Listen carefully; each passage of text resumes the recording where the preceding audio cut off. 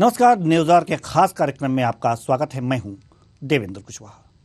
कांग्रेस के वरिष्ठ नेता और मध्य प्रदेश के पूर्व सीएम कमलनाथ ने दावा करते हुए कहा है कि राहुल गांधी 2024 के लोकसभा चुनाव के लिए विपक्ष के प्रधानमंत्री उम्मीदवार होंगे।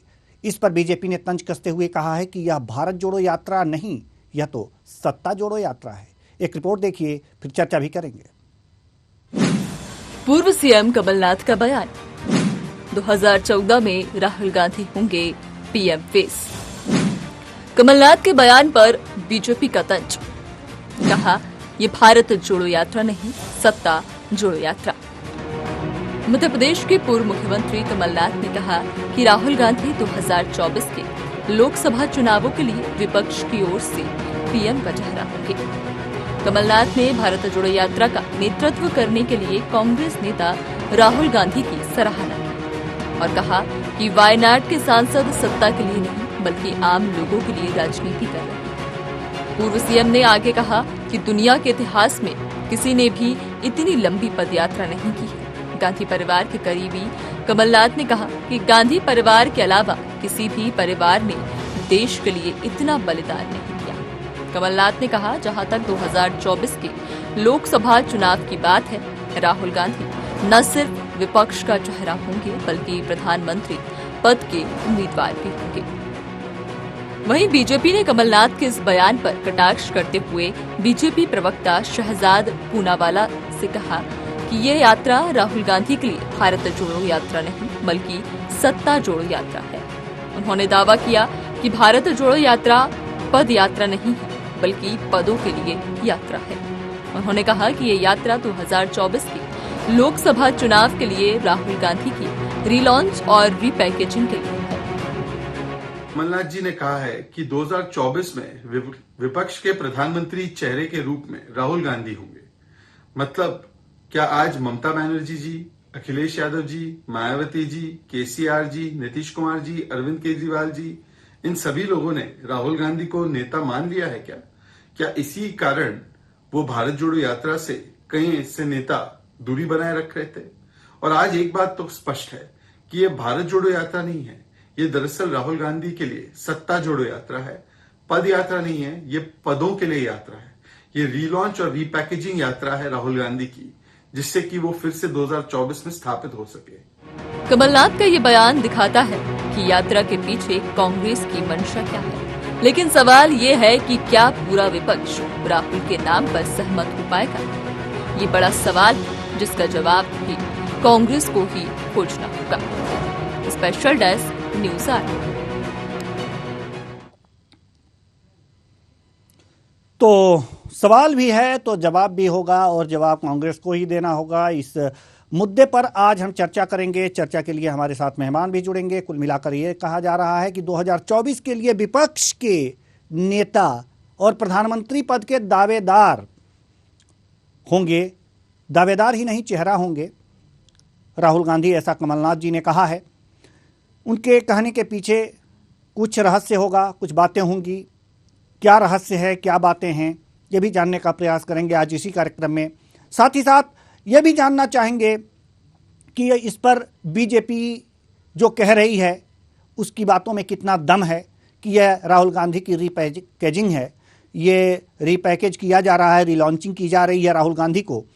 तो कहीं ना कहीं कमलनाथ जी के बयान से ऐसा लगता है कि वास्तव में जो बीजेपी कह रही है उसकी बात में कुछ ना कुछ सच्चाई है कि हाँ, भारत जोड़ो यात्रा जो निकाली गई है वास्तव में इससे राहुल गांधी की छवि को बनाने की प्रयास किया गया है। और यह छवि कितना बन पाया है ये तो आने वाला वक्त ही बताएगा। कितना कांग्रेस को फायदा होता है, कितना नुकसान होता है, बीजेपी को यह देखने वाली बात होगी। लेकिन बीजेपी इसे असफल बार बार बता रही है भारत जोड़ो यात्रा को, और कांग्रेस इतने जन समूह को देखते हुए कह रही है कि यह यात्रा सफल है। लेकिन क्या सवाल यहां पर यह उठ जाता है कि क्या जो ये जनसमूह दिख रहा है भारत जोड़ो यात्रा में, यह जनसमूह जो है वो क्या वास्तव में वोटों में परिवर्तित हो पाएगा? ये देखने वाली बात होगी। अगर जो वोटों में परिवर्तित नहीं हो पाता है तो यह यात्रा वास्तव में कहा जा सकता है कि फ्लॉप साबित होगी। अगर वोटों में परिवर्तित हो जाती है तो यह देखना होगा कि वास्तव में अब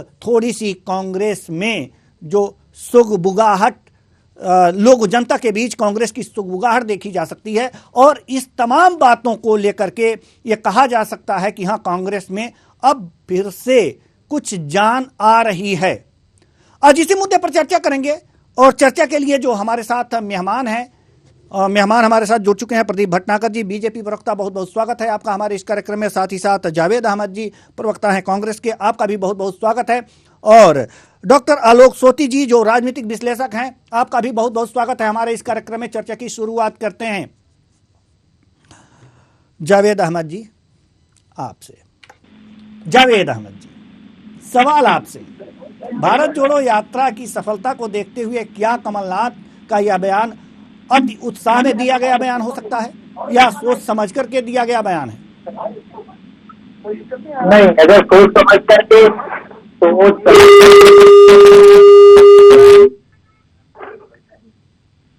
जी आवाज आ रही थी? जी जी जी जी, आपकी आवाज आ रही है। जी जी, मैं कह रहा हूँ अगर सोच समझ करके भी उन्होंने दिया है बयान तो भी सही है, और अगर किसी भावनात्मक रूप से जोड़ करके या उनकी यात्रा से प्रभावित होकर के बयान दिया गया है तो भी ठीक है, और उनका अगर व्यक्तिगत बयान है तो भी ठीक है। मैं किसी हर दृष्टिकोण से उनके इस बयान को मतलब अच्छा समझता हूँ, और अगर उन्होंने ये बात कही है तो कांग्रेस पार्टी या किसी को इस बात से मेरी समझ से कोई दिक्कत नहीं होनी चाहिए। नहीं, दिक्कत बीजेपी को, देखिए दिक्कत किसे होगी? दिक्कत तो जो विपक्ष है, सिर्फ कांग्रेस ही नहीं है, तमाम समाजवादी पार्टी है, बसपा है और टीएमसी है, ये तमाम जो पार्टियां हैं, अब इनको दिक्कत है या नहीं, ये समझने वाली बात है। बीजेपी को तो हमेशा दिक्कत होगी। तो बिल्कुल बिल्कुल, देखिए भारतीय जनता पार्टी और कांग्रेस पार्टी की सीधी, देखिए लोग 2024 का चुनाव जो है ना, वो बिल्कुल बिल्कुल सीधा सीधा चुनाव है। वो भारतीय जनता पार्टी और कांग्रेस पार्टी के बीच है। अब उसमें कोई अपने आप को अभी जितना आकलन करना चाहे, वो समाजवादी पार्टी हो या और भी जो क्षेत्रीय दल है, वो कहीं ना कहीं उनको एक तरफ तो जाना होगा निश्चित तौर पे, चाहे वो 2024 के परिणाम में चाहे वो भारतीय जनता पार्टी के साथ जाएंगे या कांग्रेस के साथ आएंगे। बाकी और किसी का बीच में किसी का कोई भी इस 2024 के चुनाव में किसी के पास कोई भी मार्गदर्शन नहीं है, किसी के पास कोई भी रोड मैप नहीं है सिवाय कांग्रेस और बीजेपी के। भारतीय जनता पार्टी चूंकि जो है 10 साल से लगातार सत्ता में है, उसने जो जनता से वादे किए, अगर उन वादों को उन्होंने पूरा किया होगा, उन वादों को जो है लाए होंगे। मतलब आप सीधे सीधे नकार रहे हैं कि विपक्ष में सिर्फ कांग्रेस है, कांग्रेस ही दिखाई देगी बीजेपी को टक्कर देते हुए, बाकी और किसी का कोई अस्तित्व नहीं है। सीधी टक्कर है, सीधी टक्कर है, नफरत और मोहब्बत की लड़ाई है। एक तरफ वो लोग खड़े हैं जो फिरका परस्ती को बढ़ावा देते हैं, और एक तरफ वो लोग खड़े हैं जो देश को जोड़ना चाहते हैं, भाई से भाई को मिलाना चाहते हैं, व्यापार को बढ़ाना चाहते हैं, शिक्षा का स्तर बढ़ाना चाहते हैं, देश की तरक्की में शामिल होना चाहते हैं। बिल्कुल 2024 का जो लोकसभा का चुनाव है, उसमें कहीं भी किसी कोई क्षेत्रीय दल शामिल तो हो सकता है, लेकिन अगर वो इस गुमान में है कि वो एक बड़े प्लेटफॉर्म पे खड़ा होकर के और किसी बड़ी पार्टी को, लेकिन एक सवाल और उठता है ना कि भारत जोड़ो यात्रा में अन्य विपक्षी पार्टियां भी अगर जो शिरकत कर लेती तो ये जो दावे किए गए हैं, जो ये बातें कही गई हैं, वो और गारंटेड लगती। ऐसा नहीं लगता आपको? नहीं, तो मैंने आपको कहा, आप देखिए मेरी बात पे ध्यान दीजिएगा, वो मैंने बिल्कुल स्पष्ट रूप से कहा कि जो छोटे दल हैं उनको या तो कांग्रेस पार्टी की तरफ देखना होगा या भारतीय जनता पार्टी की तरफ देखना होगा, अकेला उनका कोई अस्तित्व नहीं। अभी वो दल जो जिसको कहते हैं ना डर की राजनीति करने वाले जो दल हैं, वो सेफ जोन में है कि भाई ऐसा तो नहीं है कि मैं कांग्रेस के साथ जाता हूँ तो कहीं ऐसा ना हो कि राहुल गांधी जी का कांग्रेस का पल्ला हल्का ना रह जाए, जैसा कि उन लोग पिछले चुनाव में देखते हुए। भारत जोड़ो यात्रा के बाद से ये सारी चीजें, स्थितियां राजनीति के हल्के में आई हैं। भारत जोड़ो यात्रा तो देखिए राहुल जी ने शुरू किया और इसकी आवश्यकता थी। जिस तरीके से अब लिंचिंग हो रही थी, इस तरीके से तो एक देश के अंदर एक माहौल बना करके रखे हुए थे, उस माहौल को इन्होंने परिवर्तित किया है। लोग इस चीज पर चर्चा कर रहे हैं, अब इस बात से डिबेट हो रही है कि आपसे भाईचारा बना रहना चाहिए देश के अंदर। ठीक है सर, हम आपके पास आएंगे जी। प्रदीप भटनागर जी, हम आपके पास आना चाहेंगे, उसके बाद हम डॉक्टर आलोक सोती जी के पास जाएंगे। थोड़ी देर और इंतजार करना होगा डॉक्टर साहब आपको। प्रदीप भटनागर जी, सवाल यहाँ पर यह है कि अब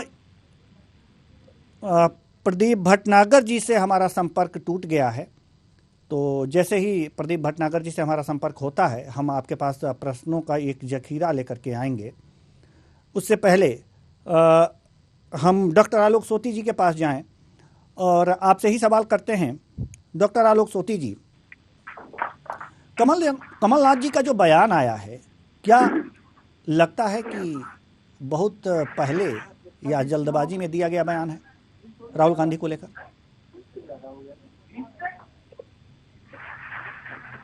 जी डॉक्टर साहब।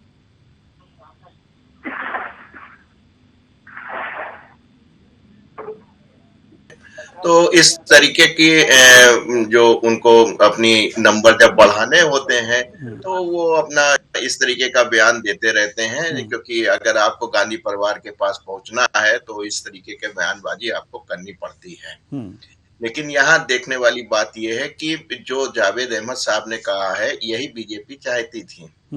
बीजेपी हमेशा आप देखिए त्रिकोणीय अगर हो जाएगा तो हमेशा वो आगे निकल जाएगी। तो ऐसा अभी जैसा कि बातों से लग रहा है और ऐसा भी लग रहा है कि जिस तरीके से भीड़ उमड़ी है और कांग्रेस का मनोबल बढ़ा है, तो कांग्रेस जो है अकेले झंडा वाहक बन के जो है विपक्ष का आगे बढ़ना चाहती है और चाहती है कि बाकी जो विपक्ष है वो उनके साथ आए।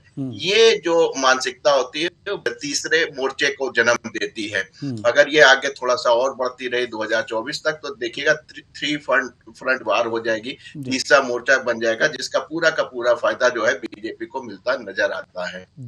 वैसे जहां देखने की बात हरि परिवार की, आपने देखा यूपीए के 2 टर्म निकले हैं, यूपीए 1 यूपीए 2, जिसमें कांग्रेस का चाहे सोनिया जी हो चाहे राहुल गांधी जी हो वो प्रधानमंत्री बन सकते थे, लेकिन उन्होंने कभी भी इस प्रकार की इच्छा व्यक्त नहीं की और दोनों दफे डॉक्टर मनमोहन सिंह जी ही प्रधानमंत्री रहे। तो कुल मिला के उनके कहने से केवल एक तरीके से चाटुकारिता ही कह सकते हैं, लेकिन ऐसा उसमें कुछ होने वाला नहीं। गांधी परिवार जो है कभी भी नहीं, कहीं ऐसा लगता है कि जैसे अभी डॉक्टर साहब जैसा कि अभी 9 वर्ष पर एक पोस्टर जारी हुआ है भोपाल में, उसमें नई सरकार, नए साल नई सरकार का वादा किया गया है और कमलनाथ को मुख्यमंत्री के रूप में पेश किया गया है। तो कहीं अपने मुख्यमंत्री बनने के चक्कर में ये जल्दबाजी में दिया गया बयान या कसीदा पढ़ा गया बयान तो नहीं है? जी बिल्कुल देवेंद्र जी, आप सही कह रहे हैं, ये कसीदे ही कसे गए हैं और आप भी अनुभवी है, देख रहे हैं कि ना ही सोनिया जी ना ही राहुल जी इस पद का दर्द को उठाना चाहेंगे। वो उनका एक माइंडसेट है, वो अच्छी काम कर रहे हैं, लोगों को जोड़ने का काम कर रहे हैं, लेकिन जिस तरीके से वो छुट्टियां लेते हैं, जैसे कि आपने न्यू ईयर्स में देखा कि आपकी जो यात्रा है वो रुक गई है, अब 3 जनवरी के बाद शुरू होगी। तो आज की तारीख में इस तरीके की पॉलिटिक्स जो है अब नहीं हो पाती, वो 24/7 हो गई। कमलनाथ जी अगले इलेक्शन में मुख्यमंत्री का चेहरा बनना चाहते थे, इसलिए लगता है उन्होंने इस चाटुकारिता को ध्यान में रखते हुए राहुल जी के करीब पहुंचने के लिए उनको प्रधानमंत्री के चेहरे के रूप में प्रस्तुत करने की कोशिश की। जी ठीक है सर, हम आपके पास आएंगे और इससे अगला प्रश्न अभी तो हमारे मन में आया है लेकिन अभी नहीं पूछेंगे, क्योंकि बड़ी देर से जो हमारे बीजेपी प्रवक्ता हैं प्रदीप भटनागर जी ये वेट कर रहे हैं। जी प्रदीप भटनागर जी, सवाल आपसे है कि कमलनाथ जी के बयान पर बड़ा ही जोरदार शहजाद पूनावाला ने तंज कसा है और ऐसा तंज कसा है कि यह पद यात्रा नहीं है, पद के लिए यात्रा है और विपक्ष का झंडावरदार ये कह सकते हैं कमलनाथ जी के शब्दों में कि कांग्रेस अब बनना चाहती है। तो बीजेपी इसका कितना फायदा उठा सकती है अगले चुनाव में? मैं अभी कमलनाथ जी का स्टेटमेंट पढ़ रहा था जी, तो बड़ा अच्छा कमलनाथ जी ने बोला है और मैं तो कहता हूँ बहुत अच्छा बोला और मैं भी समझ में आया कि 2024 में विपक्ष के प्रधानमंत्री होंगे। तो इसमें वाकई में विपक्ष के प्रधानमंत्री होंगे तो अच्छी बात है। विपक्ष के प्रधानमंत्री, विपक्ष पूछता नहीं, गठता नहीं, गठजोड़ करता नहीं। उनका आशा देश का प्रधानमंत्री था, विपक्ष का प्रधानमंत्री बनने का नहीं था, विपक्ष का तो नहीं। जो देखिए जो लिखा हम तो वही पढ़ के बताएंगे कि राहुल गांधी जी 2024 में विपक्ष के प्रधानमंत्री होंगे। बढ़िया है, किसी के तो प्रधानमंत्री बने, कुछ सीखे तो सही पहले। टंग मान लीजिए मैं तो देखिए, मैं तो कहता हूँ कि राहुल जी को सिखाने के लिए हिमाचल का मुख्यमंत्री बनाइए या कोई राज्य मंत्री बनाइए, पहले वो शासन सत्ता का तरीका सीखे, साधारणता सीखे, सलीका सीखे देश चलाने का। क्योंकि जो सोने की चम्मच और सोने की कटोरी में खा के पैदा हुआ हो, बड़ा हुआ हो, वो देश सत्ता, क्योंकि हमारा देश 70% कृषि प्रधान देश है। तो मैं इस चीजों को समझने के लिए धरती पर चलना पड़ेगा, पैदल चलने से कुछ नहीं होता। ये तो साथ व्यतीत करने, पूरी उम्र बिताने के बाद सब चीजें समझ में आती है गरीबी क्या होती है। तो देश में पहले गरीबी समझनी चाहिए, क्योंकि परिवार ने कभी आज तक नीचे से लेकर ऊपर तक गरीबी नहीं देखी। मतलब आप कह रहे हैं कि राहुल गांधी को पहले सत्ता के लिए ट्रेनिंग लेनी चाहिए? बिल्कुल बिल्कुल बिल्कुल, वो वजह है ना। जावेद अहमद जी, देखिए श्री राहुल जी, देखिए राहुल जी की अगर बात सुनेंगे आप, आपने 10 बार स्टेटमेंट सुनी है। राहुल जी को चीज समझनी चाहिए कि कभी आलू से सोना नहीं बनता है। राहुल जी को चीज समझनी चाहिए कि भी हमारे यहाँ आटा जो है लीटर में नहीं आता है। बहुत छोटी छोटी चीजें जो एक मेंबर ऑफ पार्लियामेंट, और आज के जो है कानून 4 या 5 बार के मेंबर ऑफ पार्लियामेंट अगर ये गलतियां करें ना तो अशोभनीय है। आप उन्हें मुख्यमंत्री के रूप में, प्रधानमंत्री के रूप में देखना चाहते हैं, अरे भाई कभी एक छोटा मोटा काम दीजिए, उन्हें जिम्मेदारी दीजिए। देखिए कभी वो सांसद के अलावा दूसरी चीज रही नहीं, और अपना कर्तव्य खत्म करो। मैं खत्म करूँ। जो आदमी अपना कर्तव्य से भाग रहा हो, आप उसके स्वप्न देख रहे हैं प्रधानमंत्री का। अगर वो आदमी, अगर कोई शख्स मेंबर ऑफ सांसद होकर जो देश की जो जनता ने उस राज्य जिले की चुनी है अपनी आर्थिक और गरीबी चीजों के लिए, हित के लिए, आप उनको छोड़ के भाग गए, तो ये एक चुटकुला, एक मजाक है जो कमलनाथ जी ने जब चाटुकारिता के लिए अभी जो चीजें बोली ना, तो ये सब चीजें स्पष्ट दिखती है। क्यों कमलनाथ जी मुख्यमंत्री बने, किसकी वजह से बने? राहुल जी की वजह से बने। ठीक है, सब चीज दिखती है, जनता बेवकूफ नहीं है। आज यूट्यूब चैनल इतने सारे चल रहे हैं, आप उसे देखिए, बैठिए, जनता का व्यू लीजिए, जो घूमते लोग जनता के बीच में, और जो इनकी यात्रा में जो छोटे छोटे चैनल घूम रहे हैं ना, जो जनता की स्टेटमेंट दिखा रहे हैं, उनको सुनिए, पता लग जाएगा वो क्या चाहते हैं। ठीक है सर, हमारी बात मानिए, उनके मन की मानिए। ठीक है सर, ठीक है। जावेद अहमद जी, भटनागर जी तो कह रहे हैं राहुल गांधी को पहले ट्रेनिंग देनी चाहिए सत्ता की। नहीं, बिल्कुल सही है, क्योंकि इससे पहले तो सारे जो पीएम देश में बने हैं वो कहीं ना कहीं किसी न किसी देश के मुख्यमंत्री प्रदेश के रहे हैं। अब देखिए, किसका अपनी भाषा है, अपनी जुबान है, जैसे दिन चाहे वैसे बोले। लेकिन जो ये कह रहे थे हमारे भाई कि गरीबी, देखिए अब बनाया तो यही गया था कि गरीब का बेटा जो है प्रधानमंत्री बन रहा है, लेकिन आप ये देखिए ना कि गरीबी कहाँ पड़ गई। किसान आंदोलन पे आपके शासन में बैठता है, किसानों के ऊपर थार जो है आपका मंत्री चढ़ा रहा है, मंत्री का बेटा जो है, उसके बाद भी उसको मंत्री पद से नहीं हटाया जाता। महंगाई चरम सीमा पर है, आटे दाल चावल तेल की कीमत आपके सामने है। तो जनता, इन्होंने कहा कि जनता सब देख रही है, तो अच्छी बात है, ये तो इसमें कहीं कोई संदेह नहीं कि जनता सब कुछ देख रही है। स्टेशनरी का रेट देख लीजिए, बच्चों की फीस देख लीजिए, जो एसेंशियल चीजें हैं उस पे भी ये कहीं कोई कोर कसर नहीं छोड़ रहे। अभी कुछ दिन ही उत्तर प्रदेश में जीएसटी की छापेमारी चल रही थी, तो जो ठेला और जिसको रेहड़ी कहते हैं, पटरी और दुकानदार, उनपे भी आप जो है छापा, अरे आपको जीएसटी पे छापा मारना है, गुजरात से और जो है उत्तर प्रदेश और बलिया और बिहार तक माल जा रहा है, कितने चेक पोस्ट हैं, वहां पर आप सीधे बिल नहीं चेक कर रहे हैं। फैक्ट्री से माल निकल रहा है गलत तरीके से, वहां पर आप छापेमारी नहीं कर रहे हैं। और एक आदमी जो अपनी जीविका चलाने के लिए छोटी दुकान किए हुए है, आपको उससे जीएसटी का सारा अकाउंटिंग और डेटा चाहिए होगा। तो इस देश में कहना बहुत आसान है, और जनता के बीच आप देखिए, जब कांग्रेस का टाइम था तो इतनी महंगाई नहीं थी, कांग्रेस के टाइम पर कपड़ों पर जीएसटी नहीं थी। तो इस तरीके की चीजें कह रहे हैं, जनता जान रही, तो मैं बहुत अच्छी बात समझता हूँ कि जनता को जानना पड़ेगा और जनता समझ रही है। और भटनागर जी कुछ कहना चाह रहे हैं, जो है वोट के ही रूप में ले 2024 में जनता बताएगी। ठीक है, भटनागर जी कुछ कहना चाह रहे हैं जल्दी से, क्योंकि हमें डॉक्टर आलोक सोती जी के पास जाना है। इंदिरा गांधी जी के टाइम में आंदोलन कितने हुए गरीबी को लेके, महंगाई को लेके, वो कभी रिपीट नहीं बोलेंगे। क्या राजीव जी के टाइम में कितने आंदोलन हुए गरीबी को लेके, महंगाई को लेके? आज वो महंगाई आपको नजर नहीं आई। आप इंदिरा जी के टाइम से लेकर नरसिम्हा राव, वीपी सिंह, अब तक का नहीं लिया। आप मनमोहन सिंह जी के कितना आंदोलन हो महंगाई को लेके, आपने कौन सी महंगाई कब करके दिखा दी? कम से कम आज आपके यहाँ रोड तो है, जवाब दीजिए जावेद जी। 20 ट्रक 40 ट्रक आज इतने बड़े बड़े ट्रक तो चलते हैं, आपने हाईवे रोड तो दिए, आपने ट्रांसपोर्टेशन आगे बढ़ाई तो है। जवाब दीजिए आज जावेद जी। आपने को देश में क्षमता करने की करी तो है। मैं खत्म कर रहा हूँ। देखिए जीएसटी की बात कर रहे हैं, आपने कब प्रोत्साहन दिया कि जीएसटी आप लोगों से पैसा ले रहे हैं, आप जीएसटी के नाम पर, टैक्स के नाम पर सरकार को टैक्स नहीं दे रहे?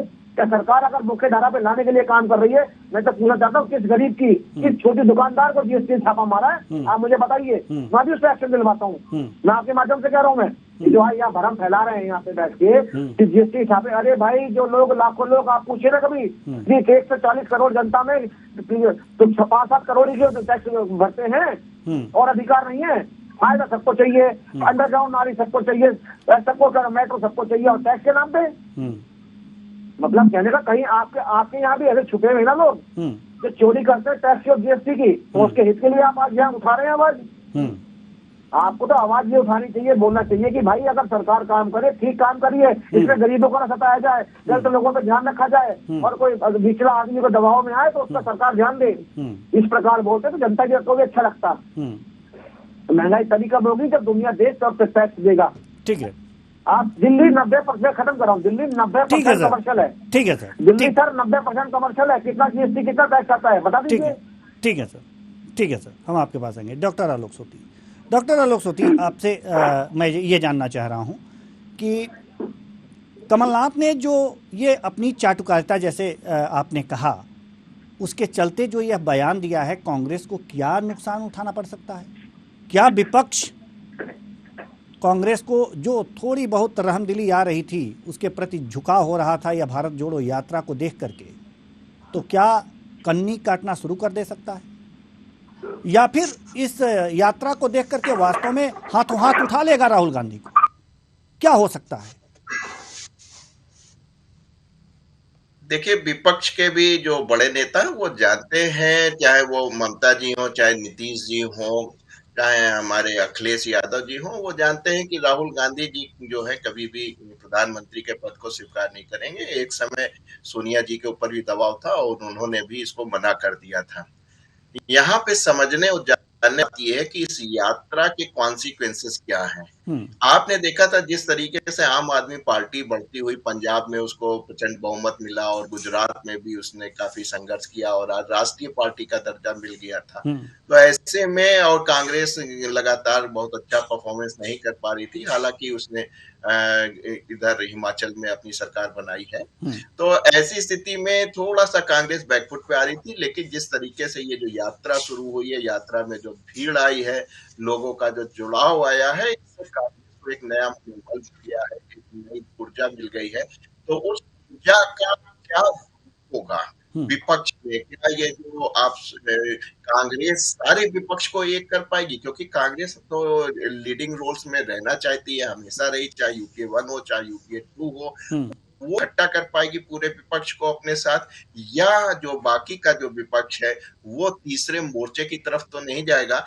यहाँ पे एक बड़ा कंट्राडिक्शन होगा, और ये जो थ्रेशोल्ड होगा, ये बात देखने बात होगी। अगर 3 फ्रंट बनते हैं तो जान लीजिए त्रिकोणीय अगर इलेक्शन होते हैं तो उसका पूरा फायदा जो है बीजेपी को नजर आया, हमेशा मिला है और इस बार भी मिलता रहेगा। तो अब यहाँ समझने वाली बात है, थोड़ा सा और समय गुजारिए, तब पता चलेगा कि तीसरा मोर्चा बनेगा या सब लोग कांग्रेस में आएंगे, क्योंकि अब कांग्रेस किसी में मिलने जाने वाली नहीं है। जी जावेद अहमद जी, अगर जो तीसरा मोर्चा बन गया, वैसे में आपके इस दावे का कि छोटी पार्टियों को कांग्रेस या बीजेपी में जाने के अलावा कोई रास्ता नहीं है, तो क्या होगा? निश्चित तौर पे यही दोनों पार्टियां 2024 के चुनाव में जो है, नहीं, ये आप कह रहे हैं सर, ये आप कह रहे हैं ना। जनता, मैं नहीं कह रहा हूँ, मैं जनता का जो मूड है, जनता का जो मानस है, वही आपके बीच रख रहा हूँ। बाकी तीसरे मोर्चे से किसको लाभ होना है ये तो समय बताएगा। देखिए, तीसरे मोर्चे का लाभ मैं स्पष्ट रूप से कह रहा हूँ कि भारतीय जनता पार्टी भी उठा सकती है और उठाती आई है। आपके सामने जो है कुछ गोवा का उदाहरण और अन्य स्टेटों का उदाहरण है, और जो है कि अभी 2024 का जो चुनाव है वो बहुत कुछ डिसाइड करेगा भारत की राजनीति पर और भारत के लोगों की, मतलब एक बहुत बड़ा सवालिया निशान अपने आप में पैदा कर रहा है कि भारत जाति धर्म के रास्ते पर आगे बढ़ेगा या डेवलपमेंट और भाईचारे के रास्ते पर आगे बढ़ेगा। ठीक है। इसमें राहुल गांधी निश्चित तौर पर मेहनत कर रहे हैं और उनकी मेहनत को जनता सराह भी रही है। जैसा कि आपने शुरू में कहा कि अगर वोटों में वो परिवर्तन होता है तो ये आने वाला समय बताएगा। मैं समझता हूँ उस पर चर्चा अभी जो है वो कोई नहीं उसका मायने। ठीक है। प्रदीप भटनागर जी, आपसे एक सवाल हम लेना चाह रहे हैं, बहुत महत्वपूर्ण सवाल है। जैसे कि आपने कहा कि राहुल गांधी को ट्रेनिंग लेनी चाहिए, प्रधानमंत्री पद के लिए कोई विशेष गुण होना चाहिए क्या व्यक्ति में? वैसे तो बताया जाता है कि प्रधानमंत्री के लिए चमत्कारिक व्यक्तित्व होना चाहिए और भी तमाम ऐसी चीजें होनी चाहिए, लेकिन क्या आपको राहुल गांधी में क्या कुछ ऐसे लक्षण नहीं दिख रहे हैं क्या कि वो प्रधानमंत्री बन सके? देखिए, लक्षण की बात तो ये है कि लाल बहादुर शास्त्री जैसे माटी के पुत्र और आदरणीय श्री मोदी जैसे, नरेंद्र भाई मोदी जैसे कम आते हैं। आपने जैसे राहुल जी की बात कर रहे हैं ना, राहुल जी के बारे में बता दूं कि राहुल जी में अवगुण यूं नजर नहीं आते कि राहुल जी में ऐसी कोई चीज, ऐसा कोई चमत्कार नहीं दिखाया कि जो आज तक दिल जीता हो देश का या किसी जिले का, किसी गांव का या अपने पास सांसद क्षेत्र का। कोई ऐसा उदाहरण मीडिया पे भी नहीं है ना मेरे पास। अगर कोई है तो पहले तो बताएं मुझे। नहीं तो वो तो जावेद जी बता देंगे ना आपको। जावेद जी बता दीजिए। दूसरी चीज देखिए, आज भी देखेंगे तो आज इनके अध्यक्ष होने के बावजूद भी आज भी गांधी परिवार की परिक्रमा हो रही है और सब नेतागण और खुद अध्यक्ष भी कर रहे हैं और इनके नेता जितने बैठे हैं, आज भी अध्यक्ष की कोई पैठ नहीं, कोई पकड़ नहीं, कोई कुछ नहीं। आज भी गांधी परिवार का गांधी चल रहा है। क्यों? क्योंकि उन्हें वो खुश है तो पार्टी खुश है, पार्टी खुश है तो प्रधानमंत्री भी बनेंगे, मुख्यमंत्री भी बनेंगे और सारे मंत्री भी बनेंगे। लेकिन ये सब चीजें दिखती हैं। अब आइए मैं थोड़ी सी आप चीजें बात करें ना। जल्दी से सर, हमारे पास समय की कमी है। मैं खत्म कर रहा हूँ। खासियत की इस टीवी ने देश को दिखाया है कि एक प्रधानमंत्री क्या खासियत दिखा सकता है और क्या काबिलियत दिखा सकता है। और इस देश ने माना लोहा आदरणीय मोदी जी का कि क्या कर सकता है देश का प्रधानमंत्री, प्रधान सेवक बनकर प्रधानमंत्री बनके। ये खूबी चीजें आनी चाहिए। जरूरी नहीं कि आप सांसद बन के ही कर सकते, आप बहुत कुछ कर सकते हैं। जो देश का प्रधानमंत्री बनने की सपना देख रहा हो, जो धारा 370 हटाने की बात करता, लगाने की बात करता हो, जो 3 तलाक की विवादित बोलता हो, जो सीएए पे विवादित बोलता हो, क्या उसको देश का वो बनाओगे? आप प्रधानमंत्री बनेंगे? आपसे पहले इन्हें कभी आज हिंदू याद नहीं आया और ये दुनिया में कहते पता हिंदू मुस्लिम कहते, ये क्यों ये लोग भड़काते हैं? इन्होंने केवल भारतीय जनता पार्टी के खिलाफ ये बोल के भड़काया है और मुस्लिम समुदाय को भड़काया है। ठीक है सर, हमारे पास समय की कमी है। जावेद अहमद जी से हम अंतिम कमेंट लेना चाहेंगे, बहुत कम शब्दों में सर, नहीं तो आप कहिएगा कि हमें समय नहीं मिला। जी जावेद जी, बिल्कुल जवाब दे दीजिए। नहीं, बिल्कुल ठीक है, क्योंकि मैंने आपको पहले ही बताया कि 2024 के चुनाव में प्रधानमंत्री वो बनेगा जो देश को जोड़ने का काम करेगा। अब जनता ने निर्णय लेना है कि आदरणीय जो अभी 10 साल से सरकार चल रही है वो उसको कंटिन्यू करना है या उनका कुछ मानक चेंज हुआ है। और रहा सवाल कि भारतीय तो भाई कोई प्रधानमंत्री की तो आलोचना करेंगे नहीं, और मैं भी अपने आप को इस लायक नहीं समझता कि देश के प्रधानमंत्री की मैं आलोचना करूं, लेकिन जो भी आगे फाइट में आएगा जिसको जनता माइंडेड देगी उसी का व्यक्तित्व, उसी की जो पर्सनालिटी होगी, उसी का जो मुखिया होगा, जिसको तय होगा वही प्रधानमंत्री बनेगा।